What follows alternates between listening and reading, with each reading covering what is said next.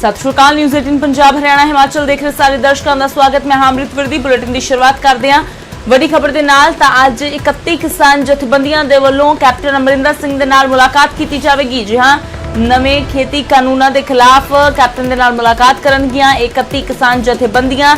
हालांकि सीएम के नाल मीटिंग तो पहला जथेबंदियां के वलों चंडीगढ़ दे विच एक अपनी मीटिंग रखी गई है, जिस दे विच रणनीति घड़ी जाएगी अगे दी कि अगे इन्हां खेती कानूनों के खिलाफ किसानों का की रुख रहने वाला है, सरकार के नाल किस तरह मिल के अगे चल सकते हैं या फिर सरकार अपने पद्धर से की कदम चुकती है। दस दईए कि 1 अक्तूबर तो 31 किसान जथेबंदियां रेल रोको अंदोलन शुरू करने का ऐलान कर चुकियां ने। कई थावां ते हालांकि पहला ही रेल रोको अंदोलन जारी है, पर 1 अक्तूबर तो 31 किसान जथेबंदियों के वलों वखरे तौर पर भी रेल रोको अंदोलन शुरू करने का ऐलान किया गया है। उधर कांग्रेस के वलों सिग्नेचर कैंपेन इन्हां खेती कानूनों के खिलाफ चलाए जाने का ऐलान किया गया है।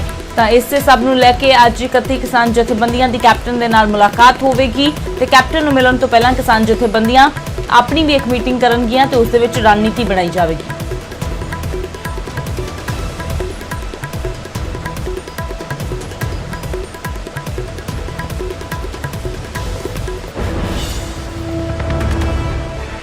और ये सारे गल अज की मीटिंग के विचों एक गल होर वधिया आई है कि कल नूं साडी मीटिंग हो रही है चंडीगढ़ दे विच किसान भवन दे विच, और उहदे विच 31 ਦੀਆਂ 31 किसान जथेबंदियां फिर दोबारा इकट्ठियां होणगीਆਂ।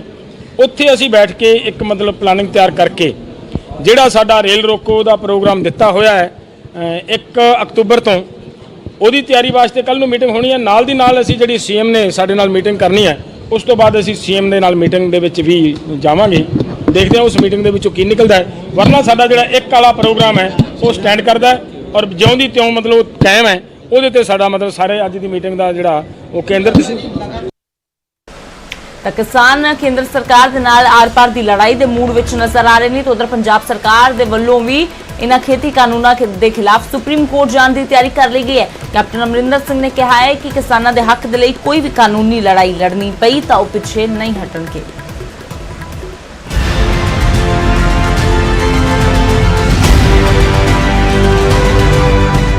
नवे खेती कानूनों नूं लैके सूबे का सियासी पारा चरम सीमा ते है ते हर कोई पार्टी किसानां दी हमदर्दी होने का दावा कर रही है। जिथे कांग्रेस खुल के खेती कानूनों का विरोध कर रही है, उत्थे मुख्यमंत्री कैप्टन अमरिंदर इस मुद्दे ते मीडिया के मुखातिब होए। कैप्टन ने वड्डा ऐलान करदे कहा कि पंजाब सरकार नवे खेती कानूनों नूं सुप्रीम कोर्ट दे विच चुनौती देवेगी ते संविधानिक ते कानूनी तौर पर जो भी मुमकिन होया वो किया जाएगा। उत्थे कैप्टन ने सारियां पार्टियां नूं किसानां दे लई एकजुट होने की अपील भी की।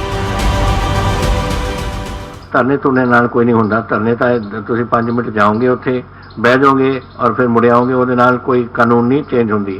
We have to challenge this issue legal constitutionally. पहला तो असीं ये करांगे, दूजियां गल्लां सैपरेट।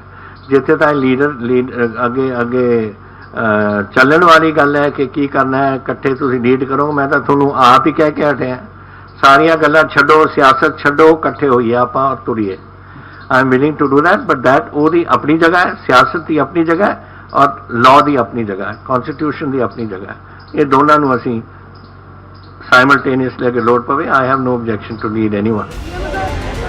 कैप्टन ने इत्थों तक कह दिता कि खेती कानूनों को लैके सूबे के जिस तरह के हालात बने हुए हैं, इस दे नाल पंजाब के हालात खराब हो सकते हैं तो गुआढ़ी मुल्क इसका नाजायज़ फायदा चुक सकता है। कैप्टन ने कहा कि नौजवानों के हथों के विच हथियार नहीं वेखना चाहते। ये जरूरी है सानू कि एक थोड़े कोल पाकिस्तान की लाइन है, वो गड़बड़ करने की पूरी कोशिश करेंगे। ISI एक्टिव होएगा और मैं नहीं चाहता कि साडे बच्चे इत्थे कोई 25 साल का, 20 साल का, 10 साल का उन्होंने विच रोस जागे और वो कि उन्होंने कोई हथियार चकन लग जाए। That would be a very unfortunate thing for Punjab. और ये सोचना चाहिए सी दिल्ली वालियां नूं कि ये हो सकती है गल्लां नहीं। उत्थे कैप्टन ने अकाली दल नूं भी निशाने ते लिया कि सुखबीर बादल के एटम बम वाले बयान ते पलटवार किया। और हुण कहंदी है मैं कुर्बानी दी है, कहती है की कहना सुखबीर बादल एटम बम चलाता, पता नहीं की चलाता सी, एटम बम चलाता। वो पटाके जो होंगे ना दिवाली के, वो भी नहीं सोहरा चलिया। This is the tragedy for these things. ਬੇਸ਼ੱਕ ਕੈਪਟਨ ਨੇ ਸੁਪਰੀਮ ਕੋਰਟ ਦਾ ਰੁਖ ਕਰਨ ਦਾ ਐਲਾਨ ਕੀਤਾ ਹੈ, ਪਰ ਵੱਡਾ ਸਵਾਲ ਹੈ ਕਿ ਕੀ ਸੁਪਰੀਮ ਕੋਰਟ ਤੋਂ ਕਿਸਾਨਾਂ ਨੂੰ ਕੋਈ ਰਾਹਤ ਮਿਲੇਗੀ? ਕੀ ਨਵੇਂ ਖੇਤੀ ਕਾਨੂੰਨਾਂ ਦੇ ਵਿੱਚ ਬਦਲਾਅ ਦੀ ਕੋਈ ਗੁੰਜਾਇਸ਼ ਹੋ ਸਕਦੀ ਹੈ? ਕੀ ਸੰਵਿਧਾਨਕ ਤੌਰ ਤੇ ਵੀ ਕੋਈ ਰਸਤਾ ਨਿਕਲ ਸਕਦਾ ਹੈ? ਅਜੇ ਇਹਨਾਂ ਸਵਾਲਾਂ ਦੇ ਜਵਾਬ ਮਿਲਣੇ ਬਾਕੀ ਨੇ। ਚੰਡੀਗੜ੍ਹ ਤੋਂ ਪੰਕਜ ਕਪਾਹੀ, ਨਿਊਜ਼ 18 ਪੰਜਾਬ।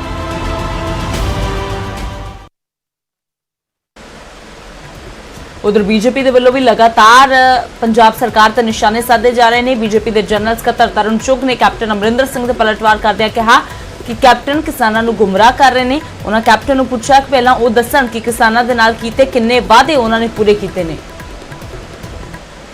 ਭੁੱਲ ਗਏ ਕਾਫੀ ਵਿਦ ਕੈਪਟਨ ਚ ਮੈਨੀਫੈਸਟੋ ਚ ਈਵਨ ਮਨਮੋਹਨ ਸਿੰਘ ਜੀ ਦੇ ਸਾਹਮਣੇ ਤੁਸੀਂ ਵਾਅਦਾ ਕੀਤਾ ਸੀ, ਤੁਸੀਂ ਪਰ ਏਕੜ ਮੁਆਵਜ਼ਾ ਦੇਣ ਦਾ ਵਾਅਦਾ ਕੀਤਾ ਸੀ। ਕੈਪਟਨ ਸਾਹਿਬ ਉਹ ਵਾਅਦੇ ਕਦੋਂ ਵਫਾ ਹੋਣਗੇ? ਕਦੋਂ ਵਫਾ ਹੋਣਗੇ? ਅੱਜ ਵਕਤ ਹੈਗਾ, ਕਰੀਏ ਵਫਾ। ਝੂਠ ਫਰੇਬ ਕਿਸਾਨਾਂ ਦੇ ਨਾਲ ਨਾ ਕਰੋ। ਇਹ ਰੱਬ ਹੈਗਾ, ਕਿਸਾਨ ਅੰਨਦਾਤਾ ਹੈ, ਸਾਡਾ ਭਗਵਾਨ ਹੈ। ਇਸ ਕਿਸਾਨ ਨੂੰ ਝੂਠ ਨਾ ਬੋਲੋ। ਤੁਸੀਂ ਆਪ 2017 ਚ 2019 ਚ ਇਹੋ ਬਿੱਲਾਂ ਦੀ ਗੱਲ ਕੀਤੀ ਸੀ, ਅਸੀਂ ਕਰਤਾ। ਤੁਹਾਡੇ ਕੋਲ ਕਿਸਾਨ ਹਿੱਤ ਹੋਇਆ ਨਹੀਂ। 7 ਦਸ਼ਕ ਤੁਸੀਂ ਕਿਸਾਨ ਨੂੰ ਗੁਲਾਮ ਬਣਾ ਕੇ ਰੱਖਿਆ। 10 ਸਾਲ ਤੋਂ ਸਵਾਮੀਨਾਥਨ ਕਮਿਸ਼ਨ ਦੀ ਰਿਪੋਰਟ ਕਾਂਗਰਸ ਨੇ ਆਪਣੇ ਪੈਰਾਂ ਥੱਲੇ ਦਬਾ ਕੇ ਰੱਖੀ। ਕੈਪਟਨ ਸਾਹਿਬ ਜਵਾਬ ਦੇਣਾ ਪਏਗਾ, ਜਵਾਬ ਦੇਣਾ ਪਏਗਾ। ਝੂਠ ਦਾ, ਛੜਯੰਤਰ ਦਾ ਅਸੀਂ ਪਰਦਾਫਾਸ਼ ਕਰਾਂਗੇ। ਇੱਕ ਇੱਕ ਪਿੰਡ, ਇੱਕ ਇੱਕ ਚੁਪਾਲ ਅੱਜ ਖਰੀਦ ਹੋ ਰਹੀ ਹੈ ਪੰਜਾਬ 'ਚ। ਕੈਪਟਨ ਸਾਹਿਬ ਤੁਸੀਂ ਕਹਿ ਰਹੇ ਲੋਕਾਂ ਨੂੰ MSP ਬੰਦ ਹੋ ਜਾਏਗਾ, ਖਰੀਦ ਹੋ ਰਹੀ ਹੈ। ਨਰਿੰਦਰ ਮੋਦੀ ਦੀ ਸਰਕਾਰ ਇੱਕ ਇੱਕ ਮੰਡੀ ਚੋਂ ਇੱਕ ਇੱਕ ਦਾਣਾ ਚੁੱਕੇਗੀ ਔਰ ਕਿਸਾਨ ਨੂੰ ਪੂਰਾ ਮੁੱਲ ਮਿਲੇਗਾ ਔਰ ਨਵੀਂ ਵਿਵਸਥਾ ਨਾਲ ਕਿਸਾਨ ਸਮਰਿੱਧ ਖੁਸ਼ਹਾਲ ਹੋਏਗਾ। ਤਾਂ ਖੇਤੀ ਕਾਨੂੰਨਾਂ ਤੋਂ ਬਾਅਦ ਸਿਆਸੀ ਵਾਰ ਪਲਟਵਾਰ ਵੀ ਲਗਾਤਾਰ ਤੇਜ਼ ਹੁੰਦੇ ਜਾ ਰਹੇ ਨੇ। NDA ਤੋਂ ਵੱਖ ਹੋਣ ਤੋਂ ਬਾਅਦ ਸੁਖਬੀਰ ਬਾਦਲ ਦੇ ਵੱਲੋਂ ਵੀ ਕੇਂਦਰ ਸਰਕਾਰ ਤੇ ਜੰਮ ਕੇ ਨਿਸ਼ਾਨੇ ਸਾਧੇ ਜਾ ਰਹੇ ਨੇ। ਤਾਂ ਭਾਈਵਾਲੀ ਛੱਡਣ ਤੋਂ ਬਾਅਦ ਸੁਖਬੀਰ ਦੇ ਵੱਲੋਂ ਵੱਡਾ ਹਮਲਾ ਕੀਤਾ ਗਿਆ ਪ੍ਰਧਾਨ ਮੰਤਰੀ ਨਰਿੰਦਰ ਮੋਦੀ ਤੇ ਕੇਂਦਰ ਸਰਕਾਰ ਤੇ। ਕਿਹਾ ਕਿ NDA ਕਿਸੇ ਦੀ ਜਾਗੀਰ ਨਹੀਂ ਹੈ। ਸੁਖਬੀਰ ਨੇ ਕਿਹਾ ਕਿ NDA ਦੇ ਵਿੱਚ ਕਿਸੇ ਵੀ ਭਾਈਵਾਲ ਦੀ ਪੁੱਛ ਨਹੀਂ ਹੈ। ਸਹਿਯੋਗੀਆਂ ਦੇ ਨਾਲ ਕੋਈ ਸਲਾਹ ਮਸ਼ਵਰਾ ਨਹੀਂ ਕੀਤਾ ਜਾਂਦਾ ਤੇ 7 ਸਾਲਾਂ ਤੋਂ ਸਹਿਯੋਗੀਆਂ ਦੇ ਨਾਲ ਇੱਕ ਵੀ ਮੀਟਿੰਗ ਨਹੀਂ ਹੋਈ ਤੇ ਬਿਨਾਂ ਸਲਾਹ ਮਸ਼ਵਰੇ ਦੇ ਹੀ ਵੱਡੇ ਫੈਸਲੇ ਲੈ ਗਏ। ਸੁਖਬੀਰ ਨੇ ਕਿਹਾ ਨਾ ਧਾਰਾ 370 ਤੇ ਪੁੱਛਿਆ ਗਿਆ, ਨਾ ਨੋਟਬੰਦੀ ਤੇ, ਨਾ GST ਤੇ। ਬਿਨਾਂ ਕੋਈ ਵਿਚਾਰ ਵਟਾਂਦਰਾ ਕੀਤੇ, ਬਿਨਾਂ ਕੋਈ ਸਲਾਹ ਮਸ਼ਵਰਾ ਲੈ ਕੇਂਦਰ ਸਰਕਾਰ ਸਿਰਫ ਆਪਣੇ ਫਰਮਾਨ ਭਾਈਵਾਲਾਂ ਨੂੰ ਸੁਣਾਉਂਦੀ ਦੀ ਸੀ। ਆ ਜਿਹੜਾ NDA ਹੈ, NDA ਕਿਸੇ ਦੀ ਜਾਇਦਾਦ ਨਹੀਂ ਹੈ। NDA ਨੂੰ ਬਣਾਉਣ ਵਾਲੇ ਕੌਣ ਹੈ? ਸਰਦਾਰ ਪ੍ਰਕਾਸ਼ ਸਿੰਘ ਬਾਦਲ ਨੇ ਨੀਂਹ ਪੱਥਰ ਰੱਖੀ। 7 ਸਾਲ ਹੋ ਗਏ ਜਦੋਂ ਦੀ ਮੋਦੀ ਸਾਹਿਬ ਪਹਿਲੀ ਵਾਰ ਪ੍ਰਧਾਨ ਮੰਤਰੀ ਬਣੇ। ਤਕਰੀਬਨ 7 ਸਾਲ ਹੀ ਮਿਲਦਾ, 6 ਸਾਲ, 7 ਸਾਲ। ਇੱਕ ਵਾਰ ਵੀ ਨਹੀਂ, ਇੱਕ ਵਾਰ ਵੀ ਨਹੀਂ NDA ਦੇ ਲੀਡਰਾਂ ਦੀ ਨੂੰ ਬੁਲਾਇਆ ਹੋਏ, NDA ਦੇ ਪਾਰਟੀਆਂ ਦੇ ਪ੍ਰਧਾਨਾਂ ਨੂੰ ਬੁਲਾਇਆ ਹੋਏ, ਚਾਹ ਤੇ ਬੁਲਾਇਆ ਹੋਏ ਤੇ ਪੁੱਛਿਆ ਹੋਏ ਕਿ ਤੁਹਾਡੇ ਸੂਬੇ 'ਚ ਆਪਾਂ ਕਿਵੇਂ ਇਕੱਠੇ ਹੋ ਕੇ ਕੀ ਪਲਾਨ ਹੈ। ਇੱਕ ਵਾਰ ਵੀ ਨਹੀਂ ਮੀਟਿੰਗ ਸੱਦੀ ਜਿੱਥੇ ਪੁੱਛਿਆ ਹੋਏ ਕਿ ਆਹ ਕਰਨਾ ਹੈ, ਤੁਹਾਡੀ ਕੀ ਰਾਏ ਹੈ। 370 ਲਾਤਾ, ਕਿਸੇ ਨੂੰ ਕੋਈ ਪਤਾ ਨਹੀਂ। ਨੋਟਬੰਦੀ ਕਰਤੀ, ਕਿਸੇ ਨੂੰ ਕੋਈ ਪਤਾ ਨਹੀਂ। ਜਿਵੇਂ ਤੁਹਾਨੂੰ ਅਖਬਾਰ 'ਚ ਪੜ੍ਹਦੇ ਹੋਵੇ, ਅਸੀਂ ਪੜ੍ਹਦੇ ਹੁੰਦੇ ਸੀ। 370 ਲਾ ਦਿਆ, ਫੈਸਲਾ ਕਿਵੇਂ ਹੋਇਆ ਸਾਨੂੰ ਕਿਸੇ ਨੂੰ ਕੋਈ ਪਤਾ ਨਹੀਂ। ਜਿੰਨੇ ਵੀ ਫੈਸਲੇ ਹੋਏ ਕਰਦੇ ਆ ਅੱਜ ਤੱਕ ਕਿਸੇ NDA ਦੀ ਪਾਰਟੀ ਜੇ ਅਲਾਇੰਸ ਦੀ ਬੰਦੇ ਆ ਉਹਨਾਂ ਨੂੰ ਪੁੱਛ ਲਓ। ਤਾਂ ਇਧਰ ਸੁਖਬੀਰ ਦੇ ਵੱਲੋਂ ਕਿਹਾ ਜਾ ਰਿਹਾ ਹੈ ਕਿ ਕੇਂਦਰ ਦੇ ਵੱਲੋਂ ਕਿਸੇ ਵੀ ਭਾਈਵਾਲ ਦੇ ਕੋਲੋਂ ਕੋਈ ਸਲਾਹ ਮਸ਼ਵਰਾ ਨਹੀਂ ਲਿਆ ਜਾਂਦਾ। ਤਾਂ ਦੂਜੇ ਪਾਸੇ ਬੀਜੇਪੀ ਦੇ ਜਨਰਲ ਸਕੱਤਰ ਤਰੁਣ ਚੁੱਘ ਨੇ ਕਿਹਾ ਕਿ NDA ਨੇ ਹਮੇਸ਼ਾ ਆਪਣੇ ਭਾਈਵਾਲਾਂ ਨੂੰ ਪੂਰਾ ਸਨਮਾਨ ਦਿੱਤਾ ਹੈ।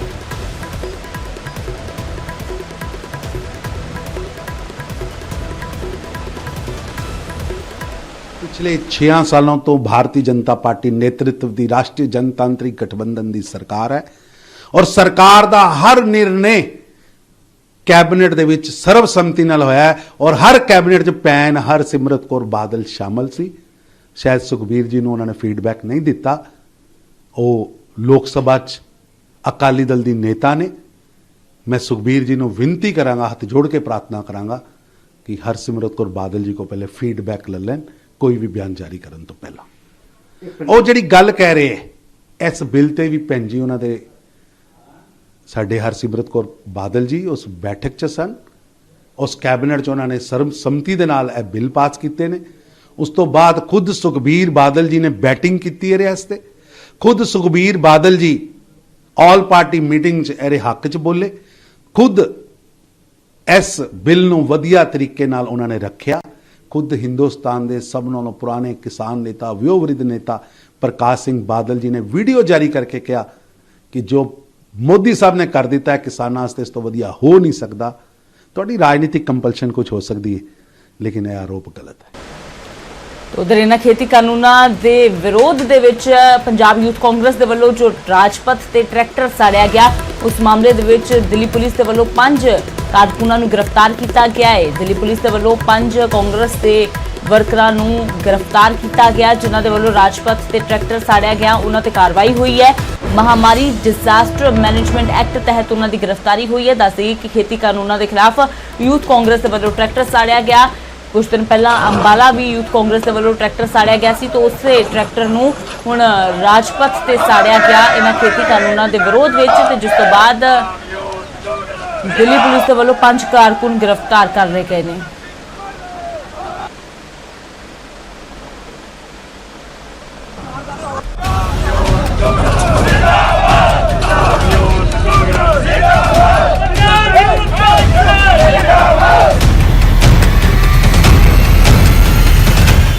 ਖੇਤੀ ਬਿੱਲਾਂ ਨੂੰ ਲੈ ਕੇ ਸਿਆਸਤ ਸੱਤਵੇਂ ਆਸਮਾਨ ਤੇ ਹੈ। ਪੰਜਾਬ ਦੇ ਵਿੱਚ ਤਾਂ ਸਿਆਸੀ ਘੋਲ ਚੱਲ ਹੀ ਰਿਹਾ ਹੈ ਤੇ ਸੋਮਵਾਰ ਨੂੰ ਖੇਤੀ ਬਿੱਲਾਂ ਦੇ ਵਿਰੋਧ ਦੀ ਚੰਗਿਆੜੀ ਦਿੱਲੀ ਤੱਕ ਵੀ ਜਾ ਪਹੁੰਚੀ।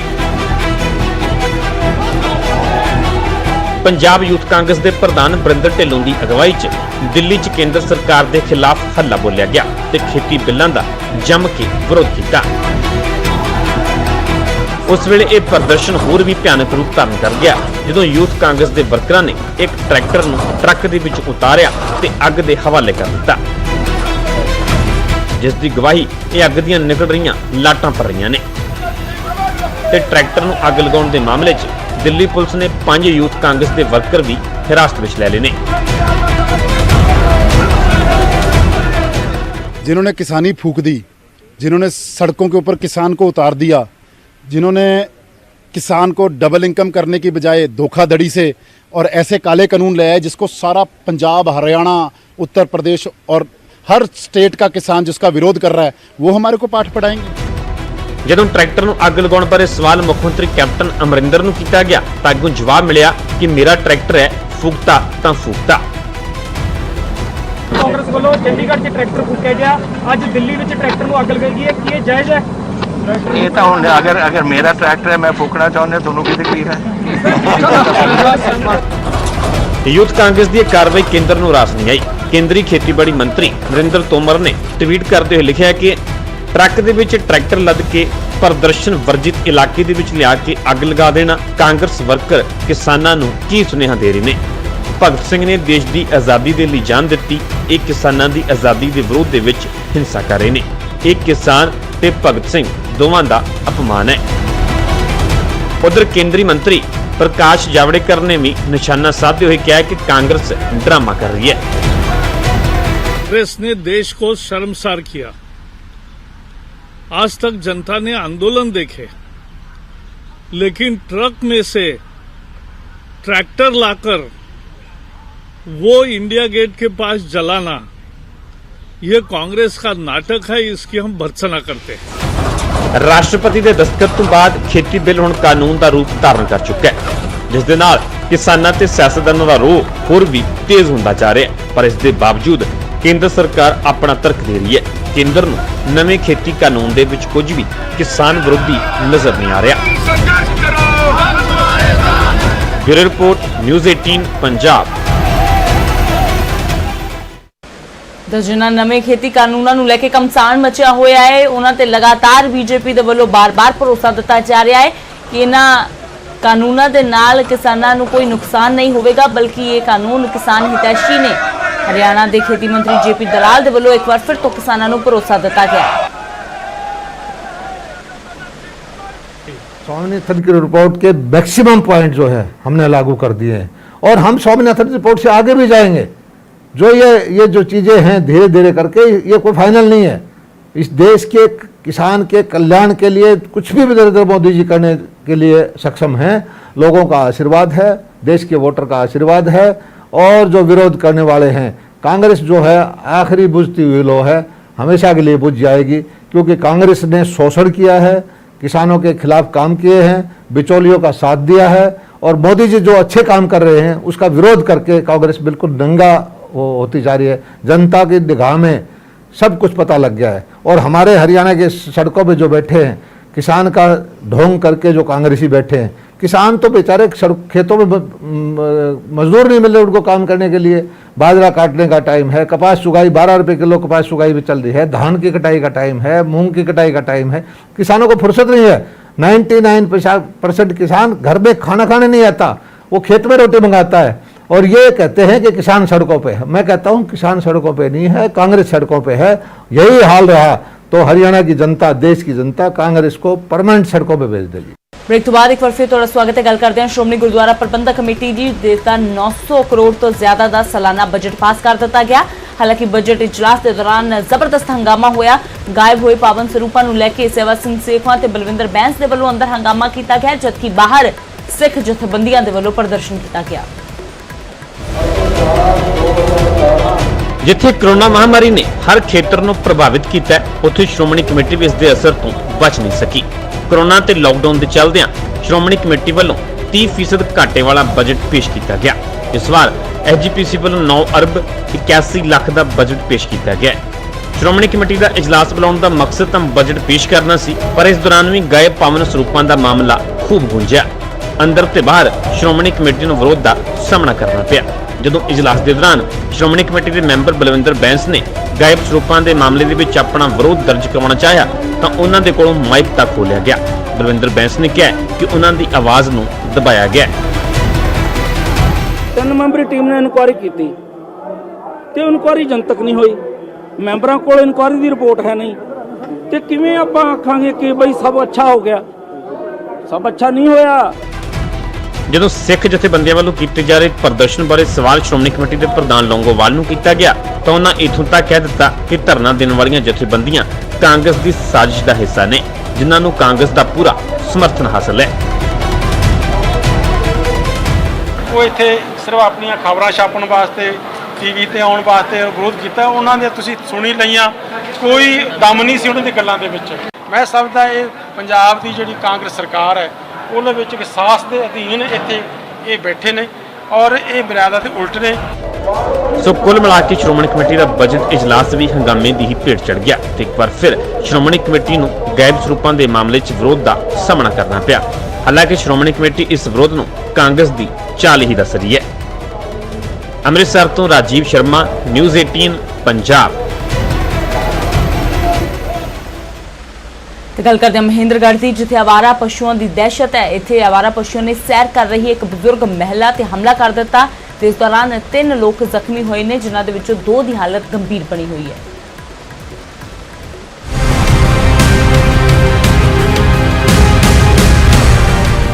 ये आवारा पशु नहीं, यमराज है, यमराज जो किसी नूं भी अपना शिकार बना सकता है।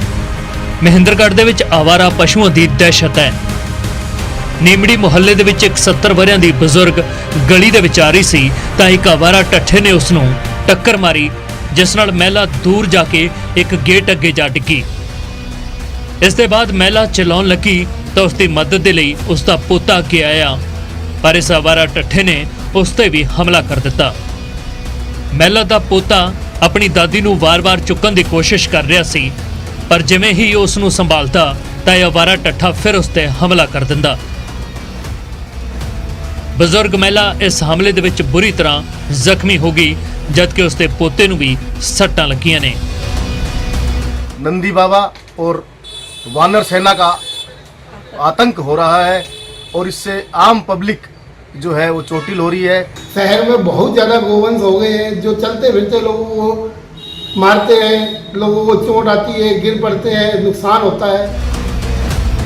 ਆਵਾਰਾ ਪਸ਼ੂਆਂ ਦੇ ਹਮਲੇ ਵਿੱਚ ਜ਼ਖਮੀ ਹੋਏ ਦੋਵੇਂ ਲੋਕਾਂ ਦੀ ਹਾਲਤ ਗੰਭੀਰ ਹੈ, ਜਿਨ੍ਹਾਂ ਨੂੰ ਹਾਇਰ ਸੈਂਟਰ ਰੈਫਰ ਕਰ ਦਿੱਤਾ ਗਿਆ ਹੈ। ਇਹ ਕੋਈ ਪਹਿਲਾ ਮਾਮਲਾ ਨਹੀਂ ਹੈ। ਇੱਕ ਹਫ਼ਤੇ ਦੇ ਅੰਦਰ ਅੰਦਰ ਆਵਾਰਾ ਪਸ਼ੂਆਂ ਨੇ 4 ਲੋਕਾਂ ਤੇ ਹਮਲਾ ਕੀਤਾ ਹੈ। सरकार की ओर से, डीसी साहब की ओर से और आयोग की तरफ से पहले जिस प्रकार हम मीटिंग करके इनको अंदर लेते थे उसी प्रकार गौशालाओं में छोड़े जाने चाहिए। ਕਾਬਿਲੇ ਗੌਰ ਹੈ ਕਿ ਮਹਿੰਦਰਗੜ੍ਹ ਦੇ ਵਿੱਚ 25 ਗਊਸ਼ਾਲਾਵਾਂ ਬਣੀਆਂ ਨੇ। ਬਾਵਜੂਦ ਇਸ ਦੇ ਗਊਵੰਸ਼ ਸੜਕਾਂ ਤੇ ਘੁੰਮ ਰਿਹਾ ਹੈ। ਸਥਾਨਕ ਲੋਕ ਕਈ ਵਾਰ ਪ੍ਰਸ਼ਾਸਨ ਦੇ ਅੱਗੇ ਅਪੀਲ ਕਰ ਚੁੱਕੇ ਨੇ, ਪਰ ਪ੍ਰਸ਼ਾਸਨ ਬੇਖਬਰ ਹੈ ਤੇ ਆਵਾਰਾ ਪਸ਼ੂਆਂ ਦੀ ਸਮੱਸਿਆ ਦੇ ਸੰਬੰਧੀ ਕੋਈ ਕਦਮ ਹਾਲੇ ਤੱਕ ਨਹੀਂ ਚੁੱਕਿਆ ਗਿਆ। ਮਹਿੰਦਰਗੜ੍ਹ ਤੋਂ ਸੁਸ਼ੀਲ ਸ਼ਰਮਾ, ਨਿਊਜ਼ 18।